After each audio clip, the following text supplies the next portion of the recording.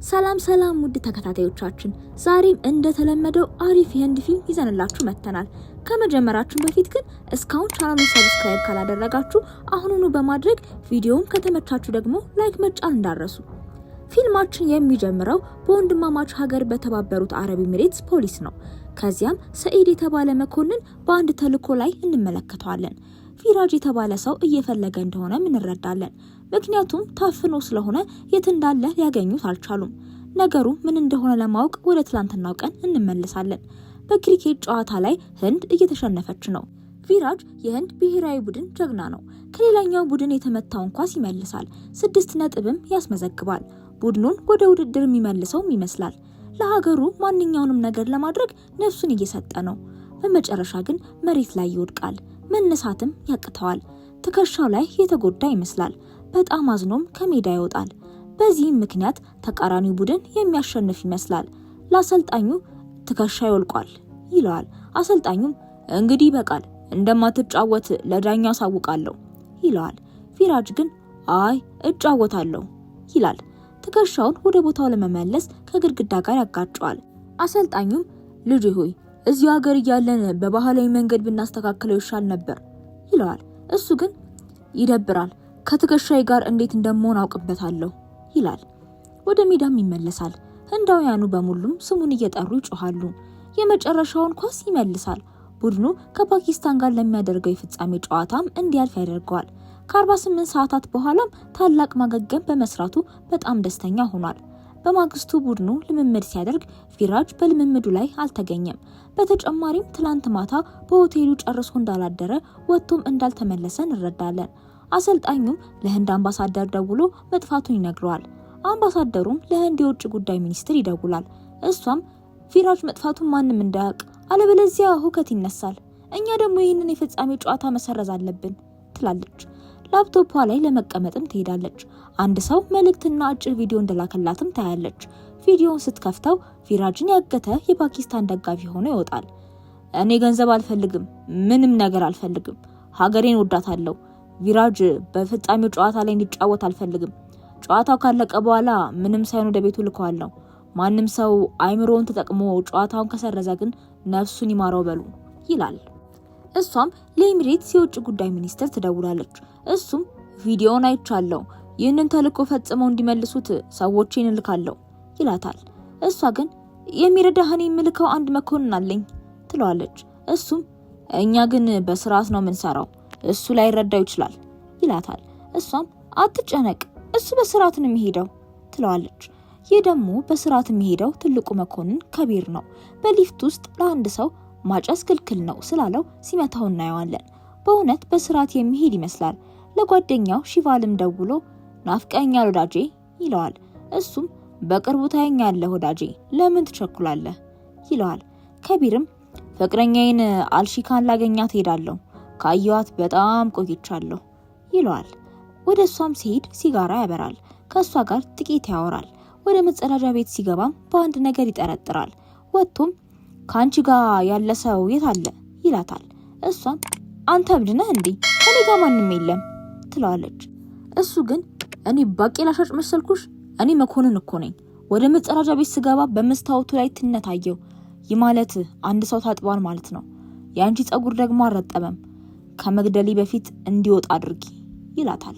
በዚህ ጊዜ ጓደኛው ሺቫል ከቁም ሳጥን ውስጥ ይወጣል። ናፍቀኛል ወዳጄ፣ በቅርቡ እንገናኛለን አላልኩም ነበር ይለዋል። እሺ ጓደኛዬ፣ ግን በሚስቴ ቤት አይሆንም ይላል። ከቢርም እኔ በአንተ ምትክ 3 ጥይቶችን ተቀብያለሁ፣ አንተ ግን መተት ከዳኛለህ። በእውነት ክደት ከቅርብ ሰዎች ነው የሚመጣው ይላል። በሱና ባሊሽካ ፎቶ ላይም ጥይት ይተኩሳል። ትቷቸውም ይሄዳል። ከዚያ በኋላ ለተልዕኮ ዱባይ ዓለም አቀፍ አውሮፕላን ማረፊያ ይደርሳል። በዚህ ተልዕኮ ላይ አብሮት የሚሆነው መኮንን ሰኢድ ነው። ከሱ ጋር መኪና ውስጥ ይገባል። ሲጋራ ሊያበራ ሲልም ሰኢድ ክልክል ነው ይለዋል። እሱም እሺ እንግዲያውስ ወደ ህንድ ቡድን ሆቴል ውሰደኝ ይለዋል። ሰኢድ ግን የተወሰኑ ወረቀቶችን ለማስተካከል ወደ ፖሊስ ቢሮ እንሄዳለን ይለዋል። ከቢር ሽጉጡን በሱ ላይ ያነሳል። ወደ ሆቴሉ አልኩ፣ እኔ ለወረቀትና ለእንደዚህ አይነት ወሬ ጊዜ የለኝም ይለዋል። ሰኢድም እሺ ወንድሜ ወደ ሆቴሉ እንሄዳለን ይላል። እሱም አሁንም ሲጋራውን ያበራል። ማስረጃ ለማግኘት ወደ ቪራጅ ክፍል ይሄዳል። ነገር ግን ምንም አያገኝም። ከሰይድ ጋርም ወደ ፖሊስ ቢሮ ይመለሳል። የቢሮውን ኃላፊንም ያገኘዋል። ኃላፊውም ከሰይድ ጋር እንደዚህ አይነት ነገር ሁለተኛ እንዳታደርግ ልታከብረው ይገባል ይለዋል። ከቢር ግን መጀመሪያ ስለ ተልእኮ እናውራ ይላል። ቪራጅ በአንዲት ሴት መኪና ውስጥ ሲገባ የሚያሳይ ቪዲዮ ማየት ይጀምራሉ። ከቢር እሺ ይህችን ሴት እንዴት እንደማገኛ ታውቃለሁ፣ ግን አንድ ችግር አለ። ሰይድ አብሮኝ እንዲሆን አልፈልግም፣ ምክንያቱም እሱ ልክ እንደ ሸሪክ እየሆነብኝ ነው። እኔ ቦታዎችን የሚያሳየኝ መሪ ብቻ ነው የምፈልገው ይላል። በዚህ ጊዜ ጁነይድ ይገባል። ከንግግሩ የተነሳ ከቢር አብሮት እንዲሰራ ይፈልጋል። በተጨማሪም እሱ ህንዳዊ ሆኖ እዚህ የሚሰለጥንና ከተመረቀ ገና 2 ወሩ በመሆኑ ነው። ኃላፊው ግን እሱ ገና ጀማሪ ነው፣ ውሻው ከጠፋበት 2 ወር ሆኖታል፣ እስካሁን ምንም ሊያገኝ አልቻለም፣ ሊረዳህ በፍጹም አይችልም ይለዋል። ጁነይድ ግን ውሻው ስለጠፋ ነው መላውን ሀገር ያዞርኳት፣ መሄድ የምፈልግባቸው ቦታዎች ሁሉ አውቃለሁ ይላል። ከቢርም እሺ መኪናው ላይ ቅደመኝ ይለዋል። ኃላፊውንም ዛሬ ለምጥሳቸው ህጎች ይቅርታ ይለዋል። ከዚህ ተነስተን ተልእኮ ይጀምራል። ጁነይድ ከተፈቀደው ፍጥነት በላይ ላለመንዳትና ህግ ላለመጣስ ፍጥነቱን መጨመር አይፈልግም። ጁነይድ ዘፈን ከፍቶ ስለነበር ከቢር ራስ ምታት ስለማይፈልግ ካሴቱን ይሰብረዋል። ቪራጅ አብሯት ወደ ተሳፈረችው ሴት ወደ ሳምቤት ያደርሰዋል። እሷ በጣም ቆንጆ ስለሆነች ማንም ሰው ያለውን ትቶ አብሯት የሚሳፈር አይነት ሴት ናት። ዋናው ነገር ከቢር ቪራጅ ከትላንት ጀምሮ ጠፍቷል ይላታል። ጁነይድ በተልእኮ ላይ ትኩረት አላደረገም ነበር። ከቢር ልጄ ሆይ ጥቂት እኛ ጋር ትኩረት አታድርግ፣ ጥፋት ውስጥ እንዳከተን ይለዋል። እሷም ትላንትና ሆቴል ውስጥ እንዳየችው ትነግራቸዋለች። ጓደኛዬ ስለምትወደው ከሱ ጋር ሰልፊ ተነሳች። ከዚያም የኔ መኪና አይቶ ከኔ በላይ ወሰዳት። እኔም ናሉሰድህ እንዙር አልኩት ትላለች። እውነቱን ለመናገር እሱ ከሷ ጋር ሄዷል። በመንገድ ላይ ሳሉ ወደ ጓደኛዬ የልደት በዓል ይሄዳሉ። ሰላምታ ይሰጣታል። 5 ደቂቃም ተቀምጦ ወዲያውኑ ይሄዳል። ከቢር የተጠርጣሪዎቹን ፎቶ ይሰጣታል። እሷ ግን ከነሱ መካከል ማንም እንዳላየች ትነግረዋለች። ጁነይድ እሺ ይቅርታ፣ ውሻዬንስ አላየሹም ይላታል። ከቢር ናውጣ ይለዋል። ጁነይድ ለከቢር አጎት ቦንድ የተባለ ሰው ሊረዳን ይችላል ይለዋል። ሁለቱም ወደሱም ይሄዳሉ። እሱ ከቢርን በደንብ ያውቀዋል፣ ብዙ መረጃዎችንም ያውቃል። ከቢር ግን አሳጥረው አጎቴ የቪራጅን ቦታ ንገረኝ ይለዋል። በሽጉጡም ያስፈራራዋል። ነገር ግን የቦንድ ሰዎች ጁነይድን ያስፈራራቸዋል፣ በአረብኛም ያናግራቸዋል። ከቢር ፍቅረኛው ስለከዳቸው ችግር ውስጥ እንዳለ ያስረዳቸዋል። ሁሉም ይስቁበታል። ቦንድም እሺ ልጄ ሴቶች እንደ ድመት ናቸው፣ በልተው ይከዳሉ ይለዋል። ከቢር ምንም ነገር አይገባውም። ቦንድም ከዚህ በኋላ ሳሚር ወደ ተባለ ሰው እልካቸዋለሁ፣ እሱ በዱባይ ውስጥ ፓርቲዎችን የሚያዘጋጅ ሰው ነው፣ በእርግጥ ይጠቅማቸዋል ይላቸዋል። ወደ እሱ ቤት ይሄዳሉ። እዚያ ፓርቲ እያደረገ ነበር። ከቢር በዘፈኑ ድምጽ ይበሳጫል። በስፒከሩ ላይ ጥይት ይተኩሳል። ለሳሚርም ፓርቲ ላይ ከቪራጅ ጋር ፎቶ ተነስተ ነበር፣ የት ነው ያገኘኸው ይለዋል። ሳሚርም ልነግር የምችለው አብረኝ ወደ ውሃው ስትወርድ ነው ይለዋል። ልብሳቸውን እንዲያወልቁም ያደርጋቸዋል። ይወርዳሉ። ፓርቲው ላይ እንዳገኘውና አብሮት ፎቶ እንደተነሳ ይነግራቸዋል። የሆነው ሁሉ ይህ ብቻ ነው። ከቢር ምንም ጠቃሚ መረጃ ላትነግረን ለምን ወደ መዋኛው ጋር እንዳስገባን ይለዋል። እሱም የኔን ስፒከር ስለሰበርኩኝ ነው ይለዋል።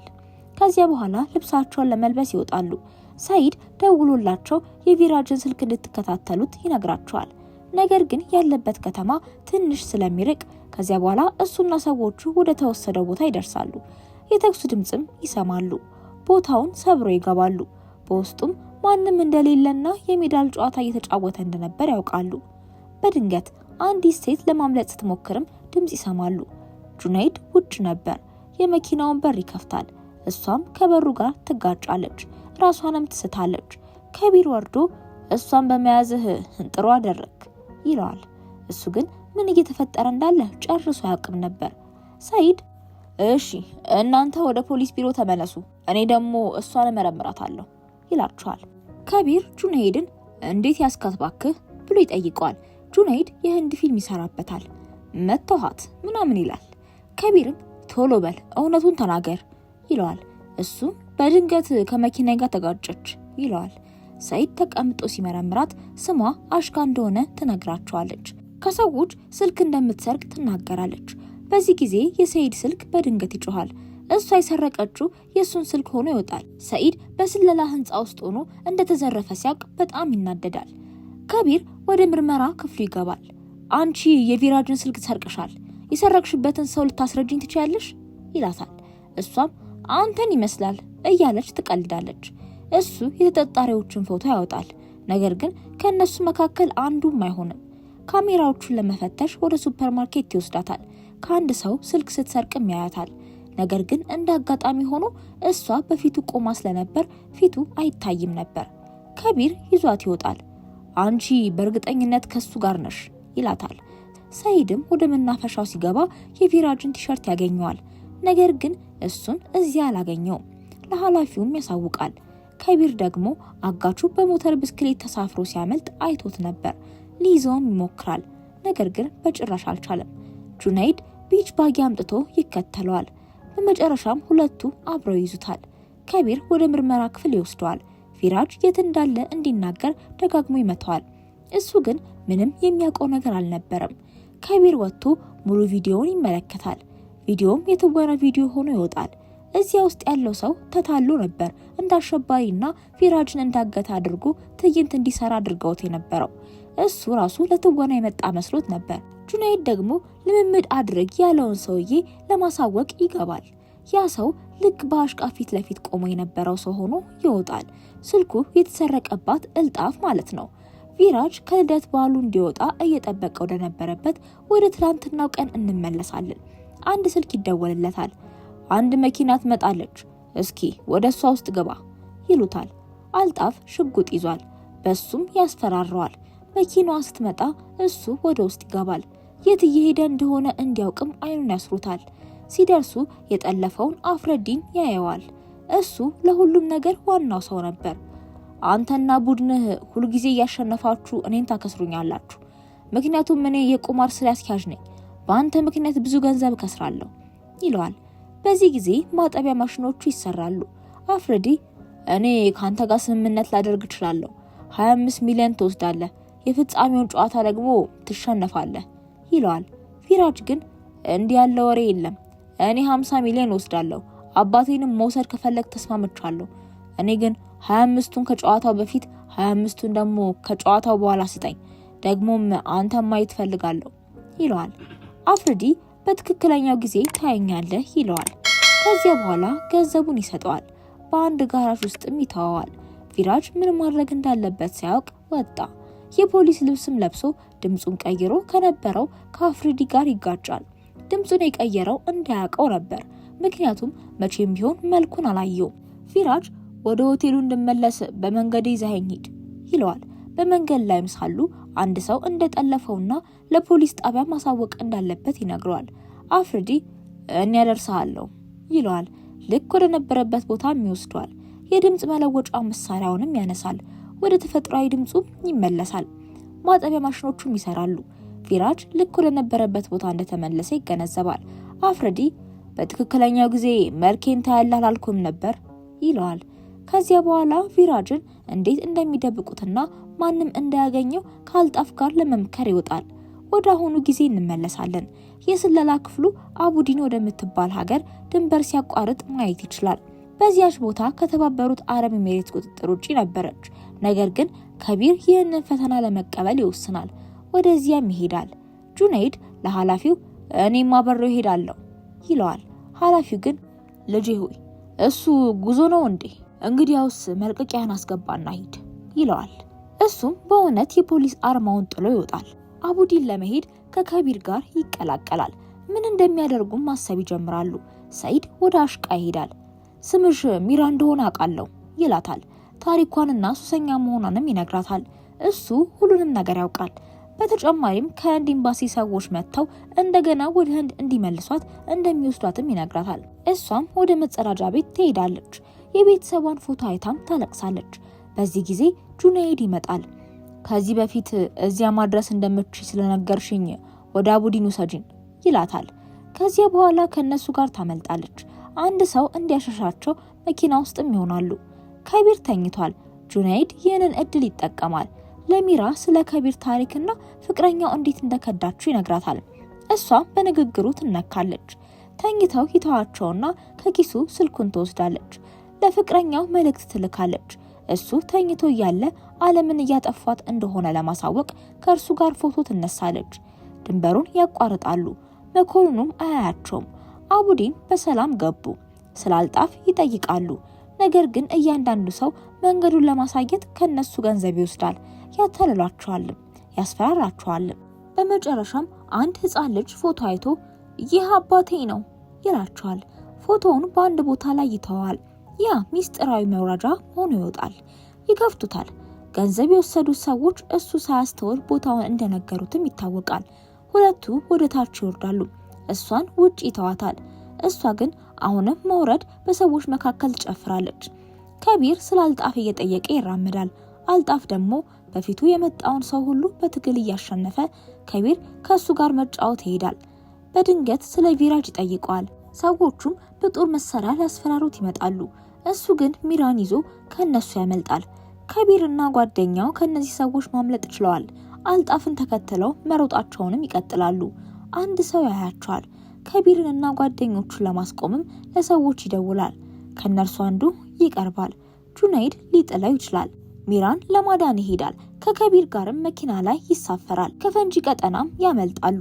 እሱ ምንም ፈንጂ እንዳይፈነዳባቸው ይታገሳል። ከዚያም በኋላ እንደገና ከከቢር ጋር ይሳፈራል። አልጣፍ ወደ አንድ መስጊድ ይደርሳል። ሰዎች ውጪ እየሰገዱ ነበር። በመካከላቸውም ያልፋል። እነሱ ግን እሱን ተከትለው መሄድ አይችሉም። በድንገትም ጭንቅላቱ ላይ ጥይት ይመታል። ከዚያም ይሞታል። ከቢር ሊያየው ይሄዳል። ስልኩ ሲደውልም ያገኘዋል። ሲመለስ ያልጣፍ የቪራጅን ቦታ ያውቅ እንደነበርና አሁን ግን ማንም ቦታው ሊነግረው እንደማይችል ይነግረዋል። ወደሱ ወደ ራሱ ጀልባም እንሄዳለን። ቪራጅ ከሱ ጋር ነበር። ብዙ ገንዘብ ለማግኘት ለሱ እንዲጫወት ያስፈራራቸዋል። ማንኛውንም እንቅስቃሴም ካደረገ አፍሪዲ ብዙ ይከስራል። ከዚያ በኋላ ወደ ቤቱ ይመለሳል። ውሻው ወደሱ እንደተመለሰም ይመለከታል። ይህ ውሻ ልክ የጁናይድ ውሻ ነበር። ወደ ሌላ ሀገር ስለሚጓዙ ሚስቱንና ልጁን ለመሰናበት ይሄዳል። ወደ አንዲት ሀገር ሄዶም ገንዘብ እንደሚሰርቅና ከዚያ በኋላ ወደ ሌላ ሀገር እንደሚጓዝ እንረዳለን። ሚስቱ በአንድ ቦታ ላይ ስላልተረጋጉ በሱ ተበሳጭታለች። ነገር ግን ለገንዘብ ሲባል ጥቂት መልፋት አለብን ይላታል። ሰኢድ ከዚህ በኋላ ከቢርንና የቀሩትን ወደ ዱባይ ለመመለስ ሊወስዳቸው ይሄዳል። ስራው እንደተሰረዘም ይነግራቸዋል። ሚራ እዚህ ላይ ቪራጅን እየፈለጉ እንደነበር ትረዳለች። ምክንያቱም አታውቅም ነበር። አውሮፕላን ማረፊያ ይደርሳሉ። ጁናይድ ከቢርን ይሰናበታል። ከቢር እኔ ሄዳለሁ፣ ግን ይህንን ጉዳይ የምትፈታው አንተው ነህ ይለዋል። እሱም በእሱ ላይ በመተማመኑ በጣም ደስ ይሰኛል። ሰኢድ ከቢርን ወደ አውሮፕላኑ ለማድረስ ይወስደዋል። ጁናይድ ውጪ ነበር። ከአፍሪዲ ጋር እየተራመደ ያለውን ውሻውን ለማረጋገጥ ይፈልጋል። ወደ ጀልባውም ይወጣል። ጁናይድ እዚህ ላይ ቪራጅ ታስሮ ይመለከታል። ወዲያውኑም ቦታውን መለየት ይችላል። በፍጥነት ወደ አውሮፕላኑ ይመለሳል። ጀልባው ጋር በፍጥነት ለመድረስ ከቢርን ይወስደዋል። አፍሪዲ በውሻው አንገት ላይ ያለውን ካሜራ ያስተውላል። እየተሰለለ እንደሆነም ይረዳል። ለማምለጥም ይሞክራል። እነሱ ወደ ጀልባው ይደርሳሉ። በቦምብ ታስሮም ይመለከቱታል። ማንም ይህንን ቦምብ መፍታት አይችልም። በዚሁ ጊዜ አፍሪዲ በውሻው ሰንሰለት ላይ ቁጥሩን ስላገኘው ጁናይድን ያናግረዋል። ጓደኛንና ቪራጁን ይዘና እስኪ እንነጋገር ይለዋል። በመንገድ ላይ ሳሉም ከቢርን ያገኘውና ያነጋግረዋል። አንተ ትንሽ ደሞዝ ነው የምትወስደው እና እስኪ ስምምነትን ሰብስብ እተውልሃለሁ፣ ግን የ500 ሚሊዮን ዶላር ፈልጋለሁ። የማደርገው ቁማር ምንም አይደለም ይለዋል። ከቢር ለሚኒስትሯ ይደውላል። የአፍሪዲን ጥያቄዎችም ይነግራታል። በእውነት የሚፈልገውን ያሟሉለታል። 500 ሚሊዮን ዶላርም ወደ አካውንቱ ያስተላልፋሉ። ከቢርም የቪራጅን ቦምብ አቆመው እንግዲያውስ ይለዋል። እሱ ግን በሚያሳዝን ሁኔታ የቦምብ አይቆምም ይለዋል። እዚህ ላይ አንድ አስደንጋጭ ነገር ይከሰታል። በውሃው መካከል ጀልባዋ ትፈነዳለች። አፍሪዲ 500 ሚሊዮን መውሰድ ከቻለ በኋላ እንዲሁም ሌላ 500 ሚሊዮን ዶላር እንደሚያሸንፍ ካወቀ በኋላ የህንድን መሸነፍ በአይኑ ለማየት ወደ ሜዳው ይሄዳል። ነገር ግን የሚገርመው ነገር ቪራጅ ከቡድኑ ጋር ወደ ሜዳ ሲወርድ ያገኘዋል። ከቢር አንድ ሀሳብ መጥቶለት ቦምቡን እንዲያወልቀው የቪራጅን ትከሻ እንዳወለቀው እንረዳለን። ጀልባዋ ፈነዳች። ነገር ግን እነሱ በህይወት ነበሩ። ቪራጅ ትከሻውን በፍጥነት ወደ ቦታው መለሰውና ወደ ጨዋታው ተመለሰ። በጨዋታው ላይ ጀግና ሆኖ ቆሟል። ለህንድ ቡድን የመጀመሪያውን 6 ነጥብ ያመጣል። አፍሪዲ መኪናውን ይዞ ለማምለጥ ይሞክራል። ሊይዙት በአውሮፕላን ይከተሉታል። የመኪናውን ጣሪያም ይነቅሩታል። ጁነይድ አፍሪዲን መያዝ ይችላል። በመጨረሻም ሊይዙት ቻሉ። ከዚያ በኋላ ወደ ህንድ ሊመለስ ስለሆነ ከቢርን ለመሰናበት ይሄዳል። ሰኢድ ከሚራ ጋር ይመጣል። ወደ ህንድ ስለምትመለስ አብረሃት ይዘሃት ሂድ ይለዋል። እሱም በእሷ ተማርኳል፣ እሷም በእሱ ተማርካለች። ጁነይድ መኪና ውስጥ ይገባል። የጋብቻ ድረገጽም ይደውልለታል። በጣም ቆንጆ ሙሽራ ያገናኙታል። እሷ በእሱ የተስማማች ነበረች። እሱም ከመጀመሪያው እይታ ይወዳታል። የዛሬው ፊልማችን በዚህ ያበቃል። እኔን ለመደገፍ ከፈለጋችሁ የላይክ ምልክቷን ተጫኑ። እስካሁን ድረስ ሰብስክራይብ ሳታደርጉ ቤተሰብ ያልሆናችሁም ካላችሁ ቻናሉን ሰብስክራይብ አድርጉ። በሌላ ቆንጆና አሪፍ ፊልም እስከምንገናኝ ሰላም ቆዩልን።